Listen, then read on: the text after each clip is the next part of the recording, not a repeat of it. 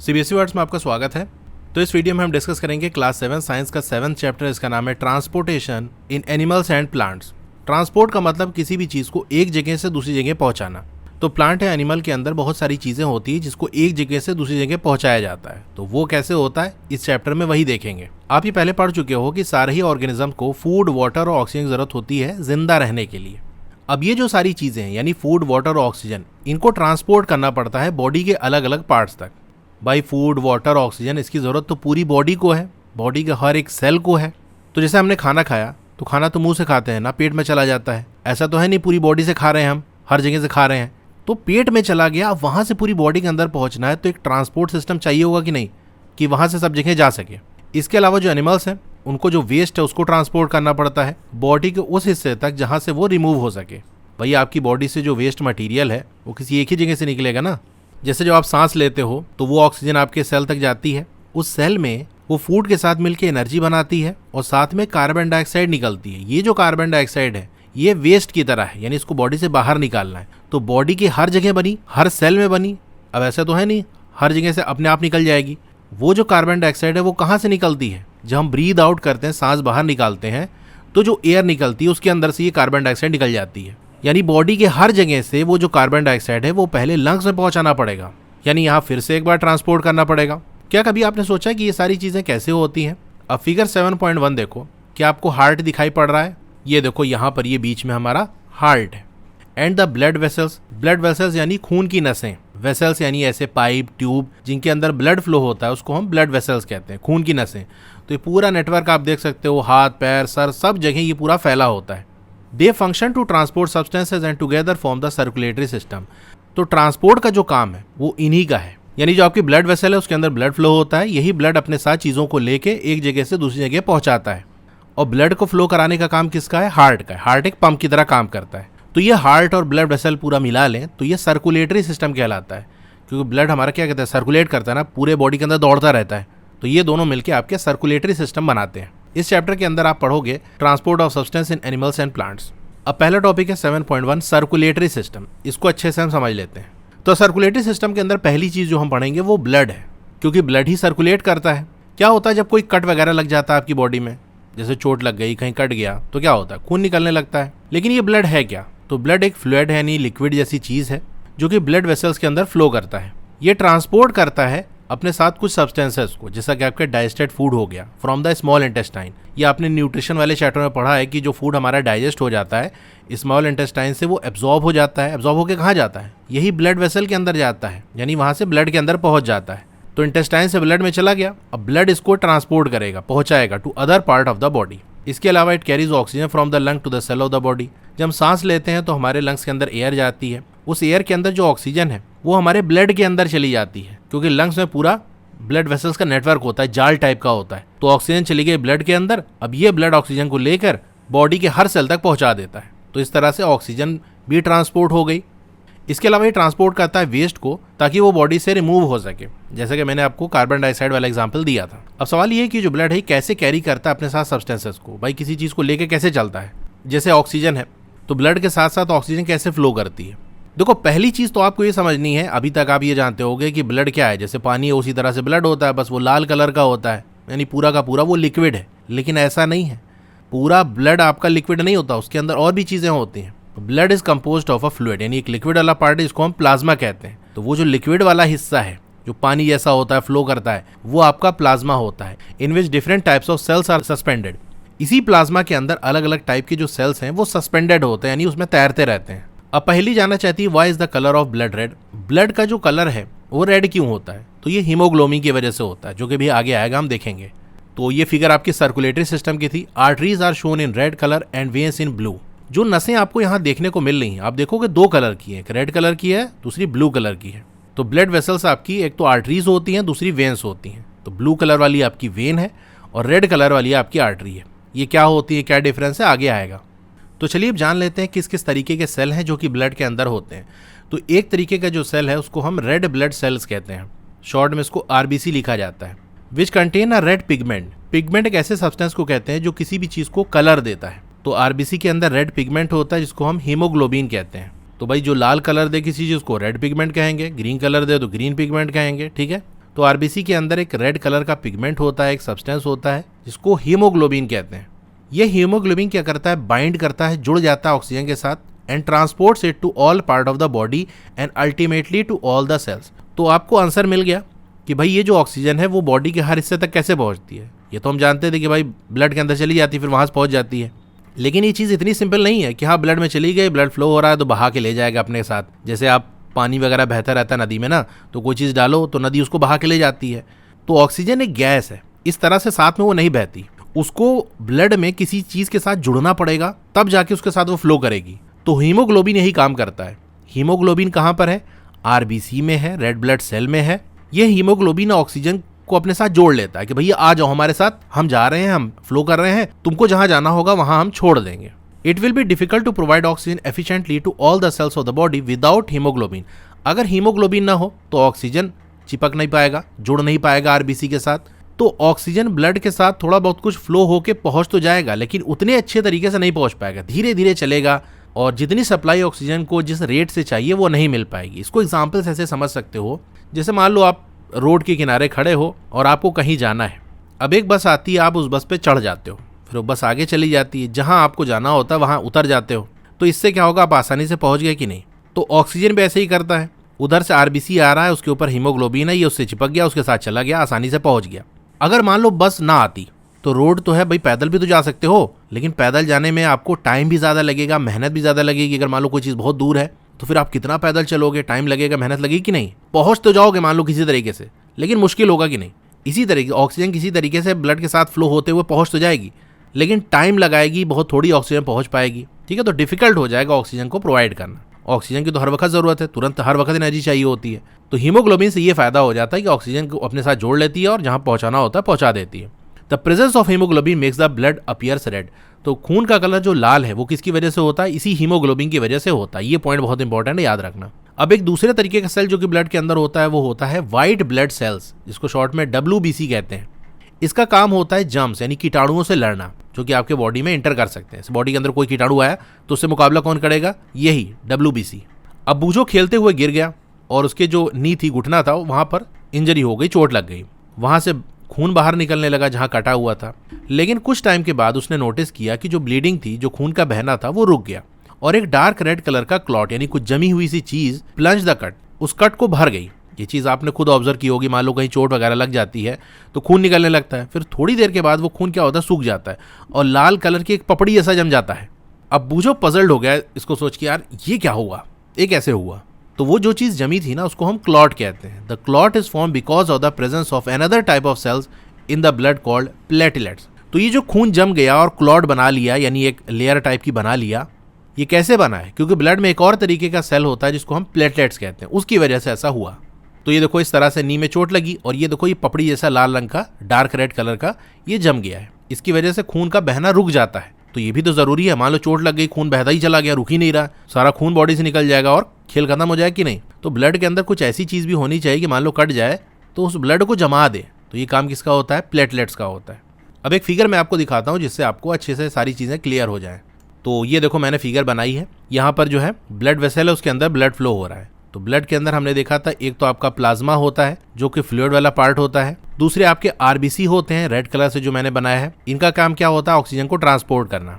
फिर WBC होता है यानी व्हाइट ब्लड सेल, इनका काम जर्म से लड़ाई करना है। एक और तरीके के सेल्स होते हैं जिसको हम प्लेटलेट्स कहते हैं, जो येलो कलर से मैंने ड्रॉ किया है। ये क्या करते हैं, फॉर्म्स क्लॉट, ये जमा देते हैं खून को अगर कहीं पर चोट वगैरह लग जाए तो। अब देखो ये फिगर अगर आप अपने नोट से बना लोगे तो एक तो पढ़ने में भी आपको इंटरेस्ट आएगा, थ्योरी पढ़ने में लगता है यार कौन पढ़े, समझ में नहीं आ रहा। फिगर देखते ही आपको चीज़ें याद हो जाएंगी, पढ़ने में इंटरेस्ट लगेगा, रिवीजन भी आसान हो जाएगा। ठीक है, तो मेरे नोट्स के अंदर आपको ऐसी ही फिगर्स बहुत सारी मिल जाएंगी, यानी हर टॉपिक में कोशिश करता हूँ कि फिगर वगैरह से चीज़ों को समझाऊँ। अब बात कर लेते हैं ब्लड वेसल्स की, खून की नसों की। तो अलग अलग टाइप की आपकी ब्लड वेसल्स होती हैं जो कि बॉडी के अंदर प्रेजेंट होती हैं। आप जानते हो ड्यूरिंग इनहेलेशन यानी हम सांस लेते हैं, अ fresh supply of oxygen फिल्स the lung. तो फ्रेश एकदम ताज़ा ऑक्सीजन जो है हमारे लंग्स के अंदर भर जाती है। ये जो ऑक्सीजन है इसको ट्रांसपोर्ट करना होता है बॉडी के बचे हुए हिस्से तक, यानी लंग्स में तो आ गई, अब इसके अलावा जो हिस्सा है बॉडी का वहाँ सब जगह पहुँचाना है। तो ये कौन पहुँचाएगा, सिंपल सी बात है, ब्लड ही पहुँचाएगा। तो एक ब्लड वो है जो लंग से ऑक्सीजन लेके पूरी बॉडी तक पहुँचाएगा। ठीक है, एक दूसरे तरीके का ब्लड है, उसका काम क्या है, picks up the waste material including carbon dioxide from the cells. दूसरे तरीके का ब्लड वो है जो कि वेस्ट मटेरियल को पिकअप करेगा और लेके चलेगा, जैसे आपका कार्बन डाइऑक्साइड, ये भी एक तरह का वेस्ट है। अब हर सेल से कार्बन डाइऑक्साइड निकल रही है, क्योंकि ऑक्सीजन और फूड मिले तो एनर्जी बना, एनर्जी के साथ कार्बन डाइऑक्साइड भी बनी। ये सारा हमने पिछले चैप्टर में देखा था। तो जो कार्बन डाइऑक्साइड है वो चली जाएगी ब्लड में। अब हर जगह से ब्लड कार्बन डाइऑक्साइड लेके इसको क्या करेगा, लंग्स तक पहुंचाएगा, क्योंकि लंग्स से फिर वो जब ब्रीद आउट करेंगे तो वो कार्बन डाइऑक्साइड निकल जाएगी। तो दो तरीके का ब्लड हुआ कि नहीं, एक वो जो ऑक्सीजन लेकर आ रहा है, बॉडी के हर हिस्से तक पहुंचा रहा है, दूसरा कार्बन डाइऑक्साइड बॉडी के हर हिस्से से लेके लंग्स तक पहुंचा रहा है। लेकिन देखो ब्लड अपने आप तो फ्लो करेगा नहीं, उसको पंप करना पड़ेगा कि नहीं। आपके घर में भी वाटर पंप लगा होगा, पंप ऑन करते हो पानी आने लगता है कि नहीं। बहुत सी जगह ऐसे नॉर्मल पानी नहीं आता, जब तक पंप नहीं ऑन करते पानी नहीं आता। या आपके ऊपर घर में टंकी लगी होगी, उसको भरने के लिए आप पंप चलाते हो ताकि प्रेशर से वो पानी आगे की तरफ बढ़ सके। तो भाई ब्लड को फ्लो कराना है तो हार्ट पंप करेगा तभी फ्लो होगा। This blood has to go back to heart for transport to the lungs for removal of carbon dioxide as you have learned in chapter 6। तो ये जो ब्लड है जो कि कार्बन डाइऑक्साइड लेकर आ रहा है, इसको लंग्स तक जाना है, लेकिन भैया ऐसे तो जाएगा नहीं, पहले हार्ट के पास जाएगा, भैया पंप कर दो, कुछ हमको ताकत मिले ताकि हम लंग्स तक पहुंच सके। तो पहले हार्ट में जाएगा, तब वहां से जब हार्ट पंप करेगा तो प्रेशर के साथ निकल के लंग्स में पहुंचेगा और फिर वहां से कार्बन डाइऑक्साइड रिमूव हो जाएगी। ठीक है, तो दो तरीके के ब्लड है। एक वो ब्लड है जो कि लंग्स से ऑक्सीजन लेके पूरी बॉडी तक पहुंचा रहा है, दूसरा पूरी बॉडी से कार्बन डाइऑक्साइड लेके लंग्स तक पहुंचा रहा है। तो दो तरीके के ब्लड वेसल्स की जरूरत पड़ेगी, एक आपका आर्टरीज होता है, दूसरा वेन्स होता है। ये हमारी बॉडी के अंदर प्रेजेंट होता है। अब आर्टरीज क्या करती है, ये कैरी करती है oxygen rich blood from the heart to all parts of the body. अब देखो ऑक्सीजन रिच ब्लड यानी वो वाला ब्लड जिसके अंदर ऑक्सीजन है अच्छे खासे अमाउंट में, उसको पूरी बॉडी तक लंग्स से पहुंचाना है, लेकिन उसको पहले पंप करना पड़ेगा ना, तो पहले हार्ट में जाएगा। अब हार्ट से ये आर्टरीज के थ्रू निकलेगा। अब जरा सोचो, ब्लड हार्ट से निकल रहा है, हार्ट ने क्या किया, पंप किया, को प्रेशर से धक्का मारेगा ब्लड को ताकि ब्लड पूरा फ्लो हो सके। यानी जब हार्ट से ब्लड निकल रहा है तो बड़ी प्रेशर में होगा, ठीक है, since the blood flow is rapid, बहुत तेज से ब्लड फ्लो होगा और हाई प्रेशर में होगा। इसीलिए जो आर्टरीज है उनकी वॉल थिक और इलास्टिक होती है। अब प्रेशर ज़्यादा है इसलिए वॉल थिक होती है, कहीं ऐसा ना हो कि प्रेशर की वजह से वो फट जाए। और इनकी वॉल इलास्टिक होती है कि ज़्यादा प्रेशर पड़े थोड़ा सा फैल सके, क्योंकि अगर नहीं फैलेगी तो भी फटने का चांस रहता है। चलिए एक एक्टिविटी परफॉर्म करते हैं और स्टडी करते हैं flow of blood through arteries. किस तरह से आर्टरीज से ब्लड फ्लो होता है, थोड़ा इसको समझते हैं। Activity 7.1, place the middle and index finger of your right hand on the inner side of your left wrist. तो इस तरह से कुछ करना है। ये आपके लेफ्ट हैंड है, इसकी जो कलाई है यहाँ पर आपको राइट हैंड की जो मिडिल और इंडेक्स फिंगर है उसको इस तरह से रखना है। Can you feel some throbbing movements, throbbing यानी धड़कने वाला, कुछ धड़कने जैसा फील होगा। आप खुद अभी ट्राई करो, रख के देखो, कुछ धड़कता हुआ फील हुआ कि नहीं, फील होगा, बिल्कुल होगा। आपको क्या लगता है थ्रॉबिंग क्यों हो रही है, धड़क क्यों रहा है? तो ये जो थ्रॉबिंग है इसको हम पल्स कहते हैं और ये होता है it is due to the blood flowing in the arteries. क्योंकि ब्लड आर्टरीज के अंदर फ्लो हो रहा है तो उसी फ्लो होने की वजह से एक धड़कने जैसा फील होता है जब टच करोगे वहां पर। तो count the number of pulse beat in 1 minute, 1 minute में कितनी बार धड़क रहा है वहां पर, इसको काउंट कर लो, कितना आप काउंट कर सके। तो जितना भी आपने काउंट किया है उसका बता दो। Number of beats per minute is called pulse rate. तो 1 मिनट में जितनी बार धड़केगा, जितनी बार वहां पर आपको पल्स फील होगी, उसी को हम पल्स रेट कहते हैं। एक बंदा जो रेस्ट कर रहा है एकदम आराम से है, उसका जो पल्स रेट है वो 72 से 80 बीट्स पर मिनट के बीच में होता है। अच्छा, पता लगाओ कि आपकी बॉडी में और कौन सी जगह है जहां पर पल्स फील होती है। भाई ब्लड तो हमारी पूरी बॉडी में फ्लो हो रहा है, लेकिन जो पल्स है वो कहीं कहीं जगह पर ही हम फील कर पाते हैं। तो वो कौन कौन सी जगह है, तो थोड़ा सा मैं आपको कुछ जगह बता देता हूँ। एक आपका टेम्पल हो गया। ये टेम्पल क्या होता है, आपके हेड के साइड में आंख के ऊपर, ठीक है, जैसा कि आप इमेज में देख सकते हो, ये जो हिस्सा है इसको हम टेम्पल कहते हैं। यहाँ पर भी आप अपनी फिंगर रखोगे ना तो धड़कने जैसा आपको फील होगा। इसके अलावा नेक में आपको फील होगा, अपर आर्म में और नी के पीछे बिहाइंड नी आपको पल्स फील होगी। तो पर मिनट में कितनी पल्स बीट हो रही है अपना रिकॉर्ड कर लो, अपने क्लासमेट का रिकॉर्ड कर लो, जो वैल्यू है उसको इंसर्ट करो टेबल 7.1 के अंदर और कंपेयर करो। तो ये टेबल 7.1 है पल्स रेट। ये मैंने कुछ वैल्यूज ऑलरेडी फिल कर दी है, आप खुद से ट्राई करना और अपने क्लासमेट वगैरह का नाम लिख देना और जो रिकॉर्ड किया है आपने वो लिख देना, और चाहो तो यही कॉपी कर लो। तो आर्टरीज की बात हो गई, अब हम वेन्स की बात कर लेते हैं। Are vessels which carry carbon dioxide rich blood from all parts of the body back to the heart. तो सेल से जो कार्बन डाइऑक्साइड निकले हैं वो जिस ब्लड के अंदर जाएंगे तो वो ब्लड कैसा कहलाएगा, कार्बन डाइऑक्साइड रिच ब्लड। इस ब्लड को लेके जो ब्लड वेसल चलती है, यानी ये ब्लड जिस ब्लड वेसल के अंदर फ्लो करते हैं उसको हम वेन्स कहते हैं। अब जरा सोचो, हार्ट से ब्लड बड़ा प्रेशर के साथ निकला था, स्पीड के साथ निकला था, आर्टरीज के अंदर पूरी बॉडी तक पहुंचा, फिर बॉडी में कार्बन डाइऑक्साइड रिलीज हुई, वो गई ब्लड के अंदर, तो इतने तक में प्रेशर कम हो गया होगा कि नहीं? बिल्कुल कम हो गया।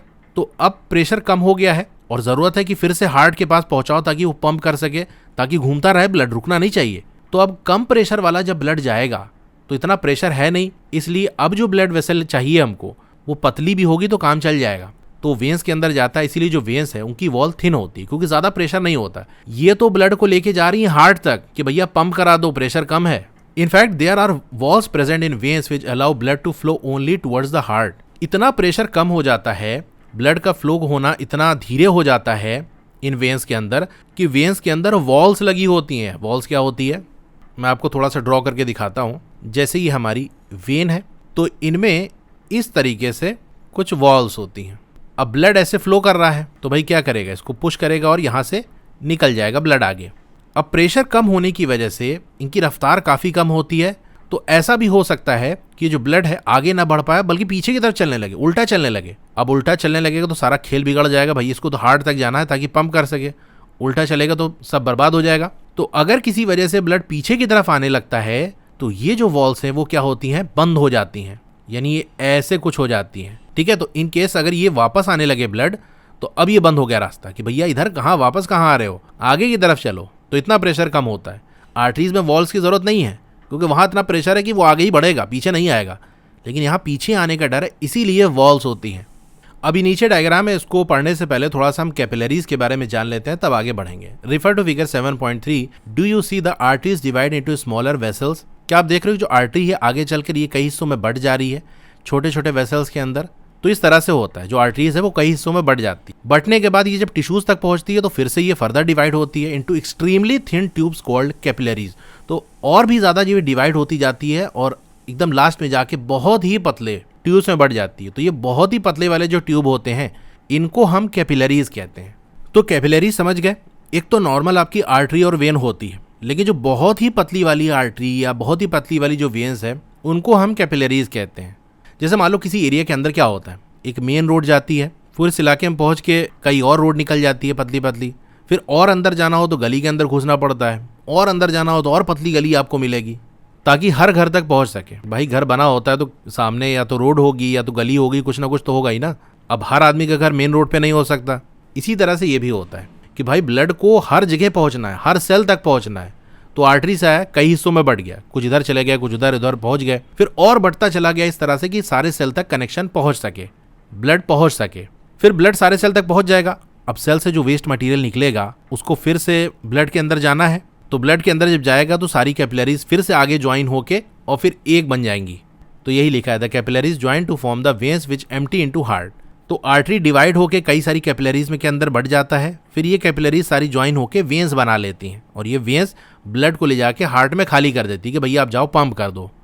तो एक कैपिलरीज वाला मैं आपको थोड़ा समझा देता हूँ फिगर बना के कि हमारी इस तरीके से ये आर्टरी है, ये कई हिस्सों में डिवाइड हो जाती है, बढ़ जाती है। जैसे एक हिस्सा ये हो गया, एक ये हो गया, चलो दो ही बनाते हैं, नहीं कॉम्प्लिकेटेड से फिगर बन जाएगी। ठीक है, मान लो दो हिस्से में बढ़ गया, फिर आगे जाके ये और डिवाइड हो जाएगा, जैसे ये डिवाइड हो गया, ये वाला भी इसी तरह से डिवाइड हो गया। तो बिल्कुल जो छोटी वाली है इसको हम कैपिलरीज कहेंगे, बहुत पतली होती है। तो ये कैपिलरीज डायरेक्ट सेल से कनेक्टेड रहती हैं, मतलब सेल्स तक ये पहुंचती हैं। अब ब्लड के अंदर जो भी मटेरियल था वो फ्लो करके सेल तक पहुंच गया।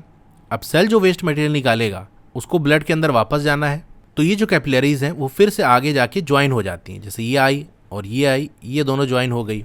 यहाँ भी इसी तरह से होगा, ये आ गई और ये आ गई, ये ज्वाइन हो गई। फिर ये फर्दर एक बन जाएंगी, इसी तरह से ये एक बन जाएगी, दोनों आके एक जगह मिल जाएंगी और फिर ये एक होके इस तरह से आगे बढ़ने लगेंगी। तो ये जो है वो आर्टरी थी, ये आपकी कैपिलरीज है, नीचे वाली भी कैपिलरीज है, ये आपकी वेन है। तो पहले आर्टरी बढ़ती गई, कई ब्रांचेस के अंदर फैल गई इस तरह से कि हर जगह तक पहुंच सके, वो हर सेल तक पहुंच सके। फिर सेल से जो वेस्ट मटेरियल निकल रहा है वो ब्लड के अंदर जाएगा, तो वापस से ये कैपिलरीज जुड़ेंगी और जुड़ के आगे एक बन जाएंगी। तो ये जो कैपिलरीज जुड़ के एक बनी वो वेन बन जाती है। अब ये जो आर्टरी थी वो ऑक्सीजन रिच थी, ऑक्सीजन लेकर आ रही थी, सेल तक पहुंचाई। अब सेल से कार्बन डाइऑक्साइड निकला, तो ये वेन्स कैसी होती हैं, कार्बन डाइऑक्साइड रिच होती हैं, क्योंकि कार्बन डाइऑक्साइड लेके चल रही होती हैं। अब हम इस फिगर को समझते हैं 7.3 स्कीमेटिक डायग्राम ऑफ सर्कुलेशन। किस तरह से ब्लड सर्कुलेट होता है उसकी कहानी समझो। अभी जो फिगर है इसको मैं साइड में बना के समझाता हूँ तो उससे अच्छे से आपको समझ में आएगा। लेकिन उससे पहले हम आर्टरीज और वेन्स को थोड़ा सा एक बार और डिस्कस कर लेते हैं। देखो ये है हमारा हार्ट। हार्ट जब पंप करता है तो वो ब्लड जो बाहर निकलता है वो आर्टरी के थ्रू निकलता है। आर्टरी की जो वॉल है वो कैसी होती है, थिक होती है और इलास्टिक होती है, मोटी सी होती है और थोड़ी सी फैल सकती है। इसी के अंदर आपका ये ब्लड फ्लो करता है, यानी हार्ट से बाहर निकलता है। आर्टरी किस तरीके का ब्लड लेके चलता है, ऑक्सीजन रिच, यानी यहाँ से ऑक्सीजन फ्लो करेगी साथ में। अब वेन्स की बात कर लेते हैं। अब क्योंकि वेन्स का काम क्या है कि हार्ट तक ब्लड को पहुंचाना ताकि ब्लड पंप किया जा सके, तो इतना ज़्यादा प्रेशर होता नहीं है, तो इसकी वॉल थिन होती है। तो ये आपका वेन है, इसमें ब्लड कैसे फ्लो हो रहा है, हार्ट की तरफ ब्लड जा रहा है। इनकी जो वॉल है वो थिन होती है और ये कार्बन डाइऑक्साइड को अपने साथ फ्लो कराती हैं। तो ये इतनी बात हो गई वेन और आर्टरी की। तो इस डायग्राम में मोटा मोटा आपको बस ये याद रखना है कि हार्ट से जो ब्लड निकलता है बाहर वो बड़ा प्रेशर में होता है, इसीलिए वो आर्टरी में फ्लो होता है, क्योंकि आर्टरी आपकी थिक और इलास्टिक होती है। वहीं वो ब्लड जो हार्ट के अंदर जा रहा होता है वो वेन के अंदर फ्लो होता है, क्योंकि उस समय पंप कराने ले जा रहा है, प्रेशर इतना है नहीं और वेन की वॉल थिन होती है, तो काम चल जाता है। हार्ट से बाहर निकल रहा है तो आर्टरी, हार्ट के अंदर जा रहा है तो वेन के थ्रू। ठीक है, अब आगे बढ़ते हैं। जो फिगर आपको दी है उसको हम समझते हैं। अब देखो ये हमारा लंग्स है। लंग्स से ऑक्सीजन निकल के ब्लड में आ जाएगी, तो उस ब्लड को हम क्या कहेंगे, ऑक्सीजन रिच ब्लड। तो ब्लड कहेगा देखो मेरे पास ऑक्सीजन है, किसको चाहिए, पूरी बॉडी कहेगी हमको चाहिए, क्योंकि पूरी बॉडी को ऑक्सीजन की जरूरत है। तो कहेगा ठीक है सबको हम दे देंगे। लेकिन अब ये जो ब्लड है ये अपने से पूरी बॉडी में तो फ्लो कर नहीं सकता, इसको प्रेशर चाहिए होगा, कोई धक्का दे ताकि ये आगे की तरफ बढ़े। और ये प्रेशर देने का काम, धक्का देने का काम किसका होता है, हार्ट का होता है। तो ब्लड पहले लंग्स से हार्ट में आएगा ताकि वो पंप किया जा सके। अब खुद सोचो कि ये ब्लड किस में फ्लो होगा, आर्टरी में फ्लो होगा या वेन्स में फ्लो होगा। भाई लंग्स से निकल के हार्ट में जा रहा है, अभी उसके बाद इतना प्रेशर नहीं है, पंप कराने जा रहा है, तो प्रेशर कम होगा तो वेन्स के अंदर फ्लो करेगा, क्योंकि उसकी वॉल थिन होती है। दूसरा, ये मैंने आपको दिखाई दिया था कि जो ब्लड को लेके हार्ट के अंदर आएगा वो वेन्स कहलाएगा। इसका मतलब लंग्स से जो ब्लड आएगा हार्ट में वो वेन्स के थ्रू आएगा। तो ये आपकी है वेन। अब एक पॉइंट और याद रखना कि जहां पर लंग्स की बात होती है तो वहां हम पल्मोनरी वर्ड का यूज करते हैं। अब क्योंकि ब्लड लंग्स से हार्ट में आ रहा है तो जिस वेन के थ्रू आएगा उसको हम कहेंगे पल्मोनरी वेन। अब हार्ट के अंदर चला गया, हार्ट इसको पंप करेगा, धक्का देगा और फिर ब्लड हार्ट से बाहर निकलेगा। अब ये जो ब्लड हार्ट से बाहर निकल रहा है काफ़ी प्रेशर में होगा, काफ़ी फोर्स के साथ निकलेगा। तो भैया वेन्स की तो वॉल पतली होती है, फट जाएगी वेन्स के अंदर जाएगा तो यहाँ से किस में निकलेगा, आर्टरी में निकलेगा। तो यहाँ से निकला ये आर्टरी से, फिर बॉडी के अलग अलग पार्ट तक ये पहुँच जाएगा यहाँ से। यानी क्या होता है, ये कई ब्रांचेज में डिवाइड हो जाएगा। तो इस तरीके से ब्लड ऑक्सीजन को हर सेल तक पहुँचा देगा। अब सेल के अंदर ऑक्सीजन फूड के साथ मिलकर एनर्जी बनाएगा और कार्बन डाइऑक्साइड रिलीज होगा। ये कार्बन डाइऑक्साइड फिर से ब्लड में आएगी, क्योंकि इसको बॉडी से बाहर करना है। तो कार्बन डाइऑक्साइड लेके अलग अलग जगह से एक जगह आके सब मिलेंगे। अब देखो इतनी दूर हार्ट से लेके बॉडी तक गया, पूरा चलने में प्रेशर कम हो गया होगा कि नहीं। जैसे कोई बॉल है उसको आप धक्का दो तो पहले तो बड़ा स्पीड में जाएगी, फिर धीरे धीरे उसकी स्पीड कम होने लगेगी, यहाँ तक एक टाइम आएगा आगे जाके रुक जाएगी। उसी तरह से ब्लड के साथ होगा, धीरे धीरे स्पीड कम होगी, प्रेशर कम होगा, तो अब ब्लड को चलते रहने के लिए फिर से पंप कराना पड़ेगा। अब क्योंकि प्रेशर कम है इसलिए आर्टरी की जरूरत नहीं है, वेन्स में ही फ्लो करेगा। तो यहाँ से ये वेन से फ्लो करेगा और पहले जाएगा हार्ट के पास। तो ये हमारी आर्टरी थी, ये वेन है। आर्टरी में ब्लड ऐसे नीचे की तरफ आ रहा है, यहाँ से पल्मोनरी वेन में लंग से हार्ट की तरफ आ रहा है, फिर वेन्स में यहाँ से ये ऐसे ऊपर बॉडी से हार्ट की तरफ आएगा। अब प्रेशर कम है इसीलिए हार्ट की तरफ जाएगा ताकि पंप करके इसको लंग्स तक पहुँचाया जा सके। तो फिर से जब हार्ट से ब्लड निकलेगा, अच्छा यहाँ पर क्या लेकर आ रहा है ये भी हम बता देते हैं। ये ऑक्सीजन लेकर आ रहा है, ऑक्सीजन रिच है, ठीक है, तो ऑक्सीजन रिच ही लिख देते हैं। हार्ट ने बस पंप किया है, ये भी ऑक्सीजन रिच है। फिर बॉडी यूज़ कर लेगी, कार्बन डाइऑक्साइड निकालेगी, तो वेन्स में CO2 रिच होगा, यानी यहाँ पर ब्लड के अंदर कार्बन डाइऑक्साइड अच्छी खासी अमाउंट में। हार्ट पे जाएगा, हार्ट पंप करेगा, तो हार्ट से जब बाहर निकलेगा तो हमको ऐसी ब्लड वेसल चाहिए जिसकी वॉल मोटी हो, इलास्टिक हो, प्रेशर की वजह से फट ना जाए। तो ऐसी ब्लड वेसल को क्या कहते हैं, आर्टरी कहते हैं। यानी हार्ट से फिर जब ये निकलेगा लंग्स की तरफ जाने के लिए तो ये आर्टरी के थ्रू जाएगा। अब ये कैसी आर्टरी है, ब्लड को ये हार्ट से लंग्स में पहुंचा रही है, और लंग्स का वर्ड आ गया मतलब पल्मोनरी वर्ड का यूज करेंगे। तो ये आर्टरी तो है लेकिन कैसी, पल्मोनरी आर्टरी, जो कि ब्लड को हार्ट से लंग्स में पहुंचा रही है। ये भी आपकी CO2 रिच है, कार्बन डाइऑक्साइड लेके जा रही है, ताकि वो लंग्स में जाकर कार्बन डाइऑक्साइड को डाल दे और फिर जब हम ब्रीद आउट करें, सांस बाहर निकालें, तो ये कार्बन डाइऑक्साइड निकल जाए। ये पूरी सर्किल इस तरह से चलती रहती है। इसी को कहते हैं ब्लड सर्कुलेशन। घूम रहा है ना, इसी तरह से ये चलता रहेगा। अब बात कर लेते हैं ब्लड डोनेशन की। सैकड़ों लोग मर जाते हैं ब्लड की कमी की वजह से। वॉलेंट्री ब्लड डोनेशन यानी अपनी इच्छा से ब्लड का डोनेशन करना। ऐसा नहीं कि ज़बरदस्ती किसी को पकड़ के ले गए, उसका खून निकाल लिया, नहीं, अपनी मर्जी से खून का दान करना। ये हार्मलेस होता है, यानी इसमें कोई नुकसान भी नहीं है, और पेनलेस है, दर्द भी नहीं होता। अरे मतलब चींटी काटने बराबर इतना होगा, वैसे कोई बहुत ज़्यादा दर्द नहीं होता, लेकिन ये करना बहुत सी कीमती जानों को बचा सकता है, यानी ब्लड का डोनेशन करना। अब ब्लड का डोनेशन हॉस्पिटल में होता है या और भी जगह जो कि गवर्नमेंट ऑथराइज करती है, यानी गवर्नमेंट की परमिशन से वहाँ पर ब्लड डोनेशन का काम होता है, तो वहाँ जाके ब्लड डोनेट किया जा सकता है। जो ब्लड डोनेट किया जाता है वो स्टोर किया जाता है स्पेशल केयर के साथ ब्लड बैंक्स के अंदर। अब यहाँ बूझो कंफ्यूज है, वो ये कह रहा है कि मैंने तो ये सीखा था कि जो आर्टरी है वो हमेशा ऑक्सीजन रिच ब्लड कैरी करती है। हमने स्टार्टिंग में यही तो देखा था कि आर्टरी का काम क्या है, ऑक्सीजन रिच ब्लड को हार्ट से लेके बॉडी के हर हिस्से तक पहुंचाना। अब पहली एक्सप्लेन करती है कि जो पल्मोनरी आर्टरी होती है, यहाँ साइड में फिगर में देखते रहो, ये पल्मोनरी आर्टरी है, carries blood from the heart, ये हार्ट से ब्लड लेके निकलती है। तो सिंपल सा आपको लॉजिक मैंने बताया था कि जो ब्लड हार्ट से बाहर निकलेगा वो आर्टरी में जाएगा, सिंपल सी बात। वैसे तो बॉडी में हर जगह जो ब्लड जाता है हार्ट से निकलने के बाद वो आर्टरी से जाता है, क्योंकि हार्ट से निकला आर्टरी के थ्रू होते वो बॉडी तक पहुंच गया। लेकिन पल्मोनरी आर्टरी एक ऐसी आर्टरी होती है जो कि ब्लड लेकर लंग्स की तरफ जाता है, और ये ब्लड कार्बन डाइऑक्साइड रिच होता है। तो आपको ये नहीं देखना कि कार्बन डाइऑक्साइड रिच है कि ऑक्सीजन रिच है, सिंपल से ये देखना है कि ब्लड हार्ट से बाहर निकल रहा है कि हार्ट के अंदर जा रहा है। अगर ब्लड हार्ट से बाहर आ रहा है तो वो आर्टरी के थ्रू आएगा, अगर हार्ट के अंदर जा रहा है तो वेन से जाएगा। तो यही चीज़ पहेली ने बताई कि जो पल्मोनरी आर्टरी है ना, वो ब्लड को कैरी करता है हार्ट से, यानी हार्ट से ब्लड निकल रहा है तो आर्टरी में जाएगा, सीधी सी बात है। इसीलिए इसको हम आर्टरी कहते हैं, ना कि वेन। हाँ, ये बात तो है कि वो कार्बन डाइऑक्साइड रिच ब्लड को लंग्स तक पहुंचाती है, क्योंकि आमतौर पे जो आर्टरी है वो ऑक्सीजन रिच ब्लड लेके चलती है, इसीलिए हम उसी तरह से उसको डिफाइन कर देते हैं। Pulmonary vein carries oxygen rich blood from the lungs to heart. जो पल्मोनरी वेन है, वह वेन का काम क्या है कि हार्ट के अंदर जाएगी वो, क्योंकि वो लंग्स से हार्ट की तरफ ब्लड लेकर आ रही है, हार्ट के अंदर जा रही है, इसीलिए उसको हम वेन कहेंगे। तो ये डायग्राम में मैं थोड़ा सा एक बार फिर से आपको समझा देता हूँ कि बेसिकली आर्टरी करती क्या है। हार्ट से निकलती है, ठीक है, हार्ट से बाहर निकलती है ऑक्सीजन लेके, तो ये ऑक्सीजन रिच ब्लड लेके चलती है। लेकिन जो पल्मोनरी आर्टरी है वो हार्ट से तो निकलती है, एक पॉइंट तो वही है, लेकिन ये कार्बन डाइऑक्साइड रिच ब्लड लेके चलती है। इसी में लोगों को कन्फ्यूजन हो जाता है कि भाई ये तो कार्बन डाइऑक्साइड लेके जा रही है तो ये तो वेन होनी चाहिए, लेकिन हम ये नहीं देखेंगे, हम ये देखेंगे हार्ट से बाहर आ रही, हार्ट से बाहर आ रही तो वो आर्टरी होगी। इसी तरीके से वेंस की बात कर लें तो वैसे वेंस का काम क्या है कि कार्बन डाइऑक्साइड रिच ब्लड को हार्ट तक पहुंचाना।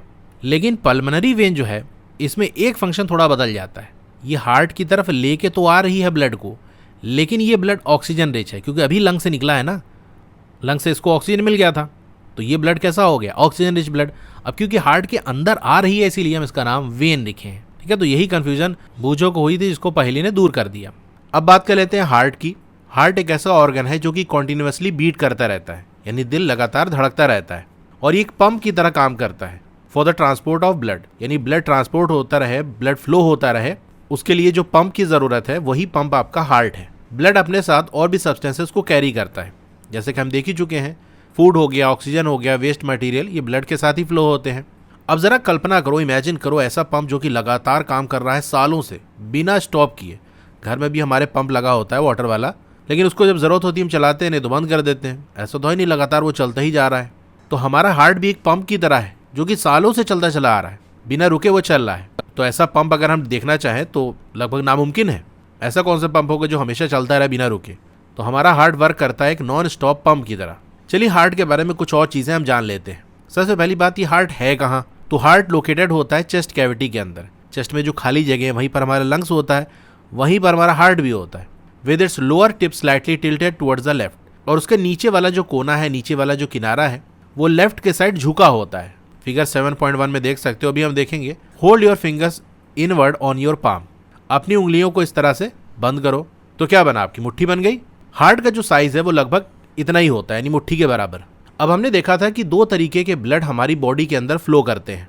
एक वो जो कि ऑक्सीजन रिच होता है, जो हार्ट से निकल के पूरी बॉडी के अंदर फैलता है। दूसरा कार्बन डाइऑक्साइड रिच होता है, जो पूरी बॉडी से वेस्ट मटेरियल को अपने साथ लेके हार्ट तक पहुंचाता है।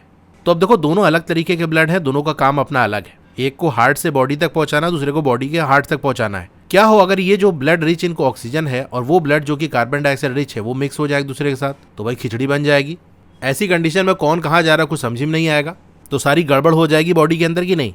दो अलग अलग तरीके के ब्लड है, दोनों का काम अलग है, दोनों अलग अलग जगह जा रहे हैं, एक हार्ट से बॉडी की तरफ, दूसरा बॉडी से हार्ट की तरफ। तो इससे बचाने के लिए कैसा ना हो, यानी दोनों तरीके के ब्लड मिक्स ना हो, हार्ट में 4 चैम्बर्स होते हैं, यानी 4 पार्ट्स होते हैं, 4 हिस्से होते हैं। ऐसे भी समझ सकते हो 4 कमरे होते हैं। ऊपर के 2 जो चैम्बर्स होते हैं उनको हम एट्रिया कहते हैं। इसका सिंगुलर है एट्रियम, यानी एक चैम्बर को हम एट्रियम कहेंगे ऊपर वाले, और 2 चैम्बर ऊपर की तरफ होते हैं, तो दोनों की बात करेंगे तो हम एट्रिया वर्ड का यूज करेंगे, यानी एट्रिया प्लूरल है, एट्रियम सिंगुलर है। इसी तरीके से 2 लोअर चैम्बर्स भी होते हैं। नीचे वाले जो चैम्बर है उनको हम क्या कहते हैं, वेंट्रिकल्स कहते हैं। तो वेंट्रिकल्स ये प्लूरल है, यानी दोनों की बात कर रहा है। एक की बात करेंगे तो सिंपल एस हटा दो, वेंट्रिकल कहेंगे, ठीक है। The partition between the chambers helps to avoid mixing up of blood rich in oxygen with the blood rich in carbon dioxide. अब लेफ्ट और राइट जो चैम्बर्स हैं उनके बीच में एक पार्टीशन होता है, जिससे राइट साइड वाले राइट ही साइड रहे, लेफ्ट वाले लेफ्ट साइड रहे, दोनों का मिक्सिंग ना हो सके। अब इस डायग्राम को थोड़ा सा हम देखते हैं, लेकिन उससे पहले एक चीज़ और आपको समझनी है, वो मैं आपको समझा देता हूँ, लेफ्ट और राइट का कॉन्सेप्ट। देखो जब हार्ट की हम स्टडी करते हैं ना, तो सामने वाले के हार्ट के हिसाब से बात करते हैं। यानी ये जो फिगर बनी है ये हम मान के चलेंगे कि सामने जो मेरे कोई बंदा है उसका हार्ट है, मैं उसका हार्ट देख रहा हूँ, तो अपना राइट और लेफ्ट नहीं देखेंगे, बल्कि सामने वाले का राइट और लेफ्ट क्या है उसकी बात करेंगे हम। यानी हार्ट का राइट साइड कौन सा होगा, जो सामने वाले बंदे का राइट होगा, और उसका लेफ्ट जो सामने वाले बंदे का लेफ्ट साइड होगा। क्योंकि अगर हम अपने हिसाब से बात करें तो भाई राइट इधर है, लेफ्ट इधर है, लेकिन सामने वाले बंदे के अगर हम हिसाब से बात करें तो ये चीज़ उलट जाती है, राइट इधर हो जाता है, लेफ्ट इधर हो जाता है। इसको आप सिंपल एक्सपेरिमेंट करके समझ सकते हो। कोई बंदा अगर आपके आसपास हो, घर के अंदर हो तो भाई बहन में से कोई हो, या स्कूल में हो तो कोई क्लासमेट, उससे क्या तो बिल्कुल सामने खड़े हो जाओ। अब आपको क्या करना है, यानी वो आपकी तरफ चेहरा करके खड़ा हो जाए। यहाँ इस इमेज से फील कर सकते हो। अब मेरा राइट क्या है, ये राइट है मेरा और ये लेफ्ट है, लेकिन उसका राइट ये होगा। कैसे? आप अपना राइट हैंड आगे करो या राइट हैंड ऊपर की तरफ उठाओ और सामने वाले से भी कहो तुम अपना राइट उठाओ, तो देखना वो ये वाला हाथ उठाएगा, उसका राइट ये है। तो इसके हार्ट के बारे में हम बात कर रहे हैं, तो इसके हार्ट का राइट कौन सा होगा, ये राइट है और ये लेफ्ट होगा, क्योंकि उसका राइट हैंड ये है और लेफ्ट हैंड ये है, ठीक है। तो ऊपर के चैम्बर को हम एट्रियम कहते हैं। तो ये जो राइट साइड वाला ऊपर का चैम्बर है इसको हम क्या कहेंगे, राइट एट्रियम।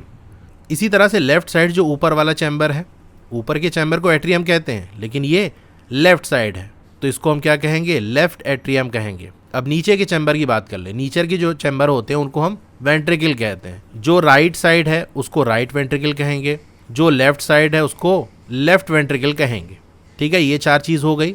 ये देखो आपका ये पल्मोनरी वेन है, देख सकते हो छोटी सी है, पतली सी है कि नहीं।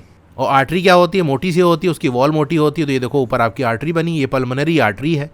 फिर बीच में ये वाला जो हिस्सा है ये क्या है, partition completely separating the 2 halves. तो राइट और लेफ्ट को सेपरेट करने वाली जो वॉल है वो ये है बीच वाली, ताकि दोनों ब्लड मिक्स ना हो। और ऊपर ये आपका एओर्टा है और ये वाला आपका वेना कावा है। इसके बारे में आपको डिटेल दी नहीं तो उसको पढ़ने की ज़रूरत नहीं है। तो ये इस तरह से आपका हार्ट होता है।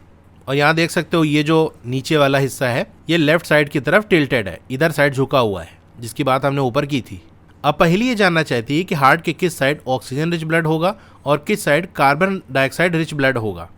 अब यहाँ इस डायग्राम में देखो, लेफ्ट साइड आपका ऑक्सीजन रिच ब्लड होगा और right side carbon dioxide rich blood होगा। क्योंकि ये चीज़ मैंने आपको समझाई थी कि लंग्स से जब ब्लड निकल कर आता है हार्ट की तरफ, तो लंग्स से ऑक्सीजन लेकर आ रहा है, तो वो पल्मोनरी वेन के थ्रू हार्ट के अंदर पहुंच जाता है, ठीक है। लंग्स से ऐसे ऊपर आया ऑक्सीजन वाला लेके, और ये हमारी पल्मोनरी वेन है, इसके थ्रू होते हुए हार्ट के अंदर पहुंच गया। तो ये लेफ्ट साइड एंटर किया कि नहीं। तो पहली के आंसर में आप लिख सकते हो जो ऑक्सीजन रिच ब्लड है वो किधर होता है, लेफ्ट साइड, और carbon dioxide rich blood right side. To understand the functioning of circulatory system start from the right side of the heart in figure 7.3 and follow the arrows. तो ऊपर जो हमारा 7.3 वाली फिगर थी ये तो पूरा मैंने आपको समझा ही दिया। तो यहाँ भी आप देख सकते हो जो ऑक्सीजन रिच ब्लड है वो किधर आ रहा है, हार्ट के लेफ्ट साइड आ रहा है कि नहीं। और कार्बन डाइऑक्साइड रिच जो है, देखो ये कार्बन डाइऑक्साइड रिच है, ये इधर जा रहा है। अब बात कर लेते हैं हार्ट बीट की, यानी दिल के धड़कने की। हार्ट में जो चैम्बर्स होते हैं उनकी जो वॉल होती है वो मसल्स की बनी होती है, और मसल्स के अंदर खासियत क्या होती है कि ये कॉन्ट्रैक्ट और रिलैक्स करते हैं, यानी सिकुड़ते और अपनी नॉर्मल पोजीशन पे जाते हैं, यानी सिकुड़ना और फैलना, ये इनका काम होता है। तो ये मसल्स क्या करती हैं, कॉन्ट्रैक्ट और रिलैक्स करती हैं रिदमिकली, यानी एक रिदम के हिसाब से, सिकुड़ेगी फिर नॉर्मल हो जाएगी, सिकुड़ेगी फिर नॉर्मल हो जाएगी। ये जो रिदमिक कॉन्ट्रैक्शन है और उसके बाद फिर रिलैक्सेशन होता है, कॉन्स्टिट्यूट अ हार्ट बीट, यानी एक बार हार्ट के जो चैम्बर्स हैं उनकी मसल्स का सिकुड़ना, जब सिकुड़ेगी तो वो चैम्बर छोटा हो जाएगा, दब जाएगा, फिर से जब नॉर्मल होंगी तो वो चैम्बर बड़ा हो जाएगा। तो चैम्बर छोटा बड़ा हो रहा है, तो एक बार कॉन्ट्रैक्ट करना फिर रिलैक्स करना, ये एक हार्ट बीट होती है, यानी एक बार जो दिल धड़कता है उसमें यही होता है, हार्ट के चैम्बर्स की मसल्स कॉन्ट्रैक्ट और रिलैक्स करती हैं। अब ये बात तो आप जानते हो कि जो हार्ट बीट्स हैं वो हर वक्त हो रही होती है, हमारी पूरी ज़िंदगी दिल की धड़कन चलती रहती है। अगर दिल की धड़कन रुक जाए तो फिर आदमी का काम ही खत्म हो जाए। सांस तो आदमी फिर भी रोक लेता है 1 मिनट 2 मिनट, जिसकी जितनी प्रैक्टिस होती है, लेकिन हार्ट बीट को आप रोक नहीं सकते। अगर आप अपने हाथ को चेस्ट के लेफ्ट साइड प्लेस करोगे, रखोगे, तो आपको अपनी हार्ट बीट फील होगी, दिल की धड़कन फील होगी। जो डॉक्टर्स हैं वो आपकी हार्ट बीट को फील करते हैं with the help of instrument. उनके पास एक इंस्ट्रूमेंट होता है जिसको हम स्टीथोस्कोप कहते हैं, उसकी मदद से वो आपकी हार्ट बीट को सुनते हैं। आला जिसको कहते हैं ना, डॉक्टर का आला, ये देखो फिगर बनी है, इसको आपने देखा होगा रियल लाइफ में। तो डॉक्टर जो स्टीथोस्कोप यूज़ करते हैं, तो ये जो डिवाइस है वो क्या करती है, amplify the sound of the heart. वैसे दिल की धड़कन की आवाज़ आपको नॉर्मल नहीं सुनाई पड़ती, वैसे सुनाई पड़ी क्या, दिल की धड़कन नहीं सुनाई पड़ी ना, बहुत धीरे आवाज़ होती है। हाँ, कोई एकदम कान लगा के सुने तो उसको सुनाई पड़ेगी, लेकिन अब डॉक्टर बिल्कुल सीने पे कान लगा के सुनेगा तो बड़ा ख़राब सा नहीं लगेगा। तो इसीलिए ये इंस्ट्रूमेंट बना दिया गया ताकि इसकी मदद से दूर से ही उसको आवाज़ सुनाई पड़ जाए। अब इस स्टीथोस्कोप के अंदर होता क्या है, इसके अंदर एक चेस्ट पीस होता है जिसको चेस्ट पे लगाते हैं डॉक्टर। इस चेस्ट पीस के अंदर होता है that carries a sensitive diaphragm. एक डायाफ्राम होता है, यानी एक लेयर टाइप की होती है जो साउंड की वजह से कांपने लगती है, वाइब्रेशन होने लगता है, हिलने लगती है, तो उसकी वजह से जो साउंड प्रोड्यूस होता है और फिर वो साउंड कान तक जाता है। 2 ईयर पीसेस होती हैं, ये देखो कान में लगाने वाला, और एक ट्यूब जो कि ज्वाइन करता है पार्ट्स को, यानी चेस्ट पीस और ईयर पीस को जो ज्वाइन करता है वो आपका ये ट्यूब है। Doctors can get clues about the condition of your heart by listening through our stethoscope. तो इसी की मदद से आपके हार्ट बीट की आवाज़ सुन के कंडीशन लगा लेते हैं कि हार्ट में सब कुछ सही चल रहा है कि नहीं। चलिए हम एक मॉडल बनाते हैं स्टीथोस्कोप का, जो कि मटीरियल हमारे आसपास अवेलेबल होता है उससे। तो एक्टिविटी करना पड़ेगा, एक्टिविटी 7.2। एक छोटा सा फनल ले लो 6 to 7 सेंटीमीटर डायमीटर में जो हो, ठीक है, मार्केट में प्लास्टिक वगैरह का मिल जाता है। एक रबर ट्यूब फिक्स कर लो जो कि लगभग 50 सेंटीमीटर लंबा हो, यानी रबर का पाइप। तो फनल आपका इस तरह से कुछ होता है, ये मैंने उल्टा बनाया है। तो पीछे साइड आप इस तरह से रबर ट्यूब लगा देना, यानी पाइप लगा देना रबर का, tightly on the stem of the funnel, यानी जो उसका ट्यूब वाला हिस्सा है ये, इसमें लगा देना है।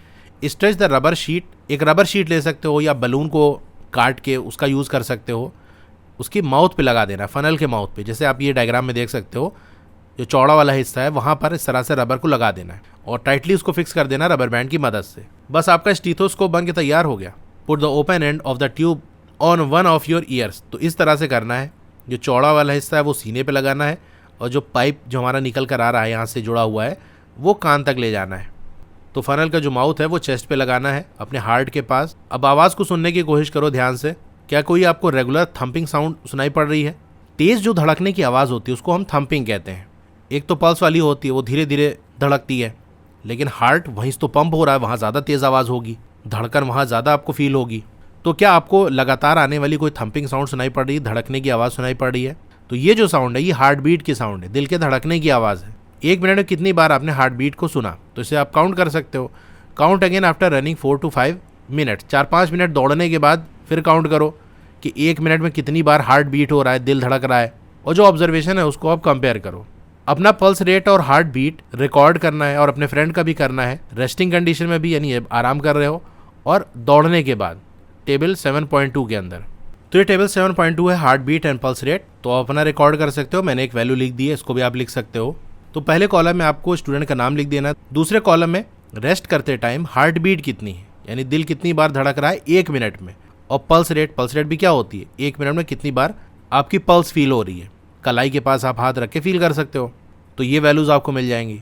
इसी तरीके से 4-5 मिनट दौड़ने के बाद फिर हार्ट बीट और पल्स रेट को काउंट करो। तो ये कुछ वैल्यूज़ मैंने लिख दी हैं। अब यहाँ पर एक इंटरेस्टिंग चीज़ आपको देखने को मिलेगी कि हर कंडीशन में जो हार्ट बीट और पल्स रेट है वो सेम है, यानी ये जो हम रेस्ट कर रहे हैं तो हार्ट बीट भी देखो ये सुमित की 72 है, पल्स रेट भी 72 है। अंजलि की हार्ट बीट 77 है, पल्स रेट भी 77 है, सारी वैल्यूज सेम है। इस तरह दौड़ने के बाद हार्ट बीट और पल्स रेट ये दोनों सेम है। तो ये क्या कहानी, इसको अब जानते हैं। तो क्या आपको कोई रिलेशनशिप मिला between the heart beat and pulse rate? हाँ, रिलेशनशिप मिल गया कि ये दोनों सेम है, यानी इसकी वैल्यू सेम आ रही है। तो आनी भी चाहिए। ऐसा क्यों? Each heart beat generate 1 pulse in the arteries and the pulse rate per minute indicates the rate of the heart beat. जब एक बार हार्ट बीट करता है, दिल धड़कता है, तो एक पल्स जनरेट होती है। तो इसका मतलब जितनी बार हार्ट बीट करेगा उतनी पल्स जनरेट होगी। और हार्ट बीट क्या है? जो पल्स रेट होता है पर मिनट, यानी कितनी बार पल्स आ रही है 1 मिनट में, ये इंडिकेट करता है हार्ट बीट के रेट को। देखो, है दोनों अलग चीज़। हार्ट बीट क्या है? दिल का धड़कना। और पल्स क्या है? दिल के धड़कने की वजह से जो ब्लड फ्लो होता है, तो आर्टरी के अंदर जब फ्लो होता है तो वहाँ एक धड़कने से फील होती है, एक धक्का सा लगता है। लेकिन दोनों की वैल्यू सेम होती है, क्योंकि जब एक बार हार्ट बीट करेगा तो एक पल्स बनेगी। तो ये जो एक रिदम के हिसाब से एक सिस्टमैटिक वे में बीटिंग होती है, यानी धड़कना होता है हार्ट के जो अलग अलग चैम्बर हैं, यही मेंटेन करते हैं ब्लड के सर्कुलेशन को। यानी इन्हीं की वजह से ब्लड सर्कुलेट करता रहता है, घूमता रहता है, और साथ ही साथ जो सब्सटेंसेज है उसको अलग पार्ट तक बॉडी के पहुंचाता रहता है। अब बूझो ये जानना चाहता है कि क्या जो स्पॉन्जेस हैं और हाइड्रा हैं, इनके पास ही ब्लड होता है? तो आंसर है नो, इनके पास ब्लड नहीं होता। तो जो एनिमल जैसा कि आपका स्पॉन्जेस हो गया, हाइड्रा हो गया, इनके पास कोई सर्कुलेटरी सिस्टम नहीं होता। भाई ब्लड ही नहीं तो सर्कुलेट क्या करेगा? तो सवाल ये कि इनकी बॉडी के अंदर ट्रांसपोर्ट कैसे होता है? तो इनको जिन मटेरियल की ज़रूरत होती है और जो वेस्ट है वो बॉडी में किसी एक जगह से नहीं घुसता, हर जगह से चला आता है। तो जो वाटर होता है जिसके अंदर ये रहते हैं, भाई स्पंजेस और हाइड्रा पानी के अंदर रहते हैं, तो वही पानी इनको फूड ऑक्सीजन सप्लाई कर देता है। तो जिस सेल को ज़रूरत होती है वो डायरेक्ट ले लेते हैं। जैसे बाहर के हिस्से में जो सेल होता है वहाँ चला गया, अब वो सेल दूसरे को ट्रांसफ़र कर देंगे, इस तरह से सबको मिल जाएगा। इसको आप ऐसे समझ सकते हो, मान लो क्लासरूम में और उसमें टॉफ़ी बांटनी है। एक तरीका तो ये है कि सब लोग अपनी जगह बैठे रहें, एक बंदा जाए घूम घूम के सबको बांट दे, यानी वो सर्कुलेट करे, नाचे इधर से उधर। दूसरा तरीका ये है कि एक बंदे को पकड़ा दिया कुछ टॉफ़ी और कहा पास करते रहो पीछे, तो एक टॉफ़ी लेके बाकी पीछे दे दिया, फिर उसने एक ठो उठाया पीछे दे दिया। इस तरह से सब लोग अपनी जगह बैठे हैं, किसी को नाचने की ज़रूरत नहीं पड़ी और वो एक दूसरे को ट्रांसफ़र करते जा रहे हैं। तो यही कुछ इनके अंदर भी होता है, तो सर्कुलेटरी सिस्टम की ज़रूरत नहीं पड़ी। अब एक इंग्लिश फिजिशियन थे जिनका नाम विलियम हार्वे था, उन्होंने डिस्कवर किया था सर्कुलेशन ऑफ ब्लड को। यानी पहले ये लोग नहीं जानते थे कि ब्लड सर्कुलेट करता है, बॉडी में पूरा घूमता रहता है, इन्होंने ये पता लगाया था। उस टाइम जो ओपिनियन था, लोग का जो मानना था, वो ये था कि ब्लड ऑसिलेट करता है वेसल्स ऑफ द बॉडी के अंदर। इसको मैं ये वाली फिगर से थोड़ा समझाता हूँ। पहले लोग ये मानते थे ना कि जैसे हार्ट से ब्लड गया बॉडी के अंदर और फिर बॉडी से ये वापस आ गया, ऑसिलेट करता, इधर उधर नाचता रहता था। ऑक्सीजन लेके ब्लड हार्ट से बॉडी के हर हिस्से तक पहुँचा, फिर उसके बाद ये वापस आ गया। इसी तरीके से जो कार्बन डाइऑक्साइड वाला ब्लड है वो पूरी बॉडी से कलेक्ट होकर हार्ट तक गया, फिर वापस आ गया। लेकिन हकीकत में इस तरह से रिटर्न वाला सिस्टम नहीं होता। ब्लड एक ही डायरेक्शन में फ्लो करता जाता है, पूरा चक्कर काटता रहता है। ऐसा नहीं कि इधर गया फिर वापस आया, फिर आगे गया पीछे आया। पहले लोग यही मानते थे, किस तरह से जाता है फिर वापस आता है। तो ये जो विलियम हार्वे थे, इन्होंने कहा नहीं, इस तरह से आगे पीछे नहीं करता, बल्कि एक ही डायरेक्शन में फ्लो करता रहता है, सर्कुलेट करता है, पूरा नाचता रहता है। अब उस टाइम जो चीज़ आदमी मान रहा होगा, कोई अलग से कोई चीज़ बताएगा तो कहेगा अरे बेवकूफ़ हो गया, सारी दुनिया बेवकूफ़ है, तुम ही अकलमंद हो। तो इस व्यू की वजह से इनका मजाक उड़ाया जाने लगा और इनका नाम रख दिया गया था सर्कुलेटर, चिढ़ाने के लिए नाम रख दिया गया था। उन्होंने बहुत से पेशेंट को अपने खो दिया, क्योंकि डॉक्टर थे, ये लोगों का इलाज करते थे। अब कोई अलग सी चीज़ आप बताने लगो, कोई नई चीज़ आप बताने लगो और लोग उसको मानने को तैयार ना हो, तो कहेंगे अरे भैया ये तो पागल डॉक्टर है, पता नहीं क्या बता रहा है ये। तो पेशेंट इनके पास आना छोड़ दिए, लेकिन फिर भी अपनी बात पे डटे रहे, क्योंकि उन्होंने बड़ा रिसर्च करके ये चीज़ पता लगाई थी। लेकिन मरने से पहले हार्वे का जो आइडिया था सर्कुलेशन का, उसको एक्सेप्ट कर लिया गया एक बायोलॉजिकल फैक्ट की तरह। यानी ये सच्चाई है भाई कि ब्लड सर्कुलेट करता है। चलो, मरने से पहले उनको खुशी तो नसीब हुई। तो हाँ, हम हाइड्रा और स्पंजेस की बात कर रहे थे। तो जिस पानी के अंदर वो रहते हैं वहीं से उनको फूड और ऑक्सीजन मिल जाता है और वो उनकी बॉडी के अंदर इंटर कर जाता है, और यही जो वाटर है वो वेस्ट मटेरियल और कार्बन डाइऑक्साइड को बॉडी से बाहर निकाल देता है। तो इसलिए ये जो एनिमल्स हैं इनको सर्कुलेटरी फ्लूइड जैसे कि ब्लड हो गया उसकी ज़रूरत नहीं पड़ती। तो ये पूरा सर्कुलेटरी सिस्टम हो गया। Let us now learn about the removal of waste other than carbon dioxide. तो कार्बन डाइऑक्साइड के अलावा और भी जो वेस्ट मटेरियल हैं वो कैसे बॉडी से रिमूव होते हैं उसके बारे में हम जानते हैं। तो ये नेक्स्ट टॉपिक के अंदर आएगा, तो वो अगली वीडियो में हम डिस्कस करेंगे। क्लास 7 की और भी वीडियोस देखनी है तो इस तरह से आपकी वीडियो चल रही होगी, पहले वीडियो को लाइक कर लो, चैनल को सब्सक्राइब कर लो, मोर पे क्लिक करना है, फिर से मोर पे क्लिक करोगे तो डिस्क्रिप्शन ओपन हो जाएगा, यहाँ आपको व्हाट्सएप चैनल का लिंक मिल जाएगा, तो इससे आप मेरे व्हाट्सएप चैनल से ज्वाइन हो सकते हो। डोंट वरी, आपका नाम और फोन नंबर किसी को विजिबल नहीं होगा। व्हाट्सएप चैनल पे नई वीडियोस की अपडेट आपको मिलती रहेंगी। फिर एक्सरसाइज और ट्राइदिस का सॉल्यूशन देखने तो मेरी वेबसाइट है estudywala.com, उसका लिंक भी है, वहां से आप विजिट कर सकते हो। और नीचे आओगे तो क्लास 7 मैथ्स की चैप्टर वाइज प्लेलिस्ट का लिंक आपको मिल जाएगा। जिस चैप्टर की वीडियो देखनी है उसके नीचे दिए हुए लिंक पे क्लिक करोगे तो चैप्टर की प्लेलिस्ट ओपन हो जाएगी। इसी तरह और भी सब्जेक्ट की प्लेलिस्ट का लिंक आपको मिल जाएगा।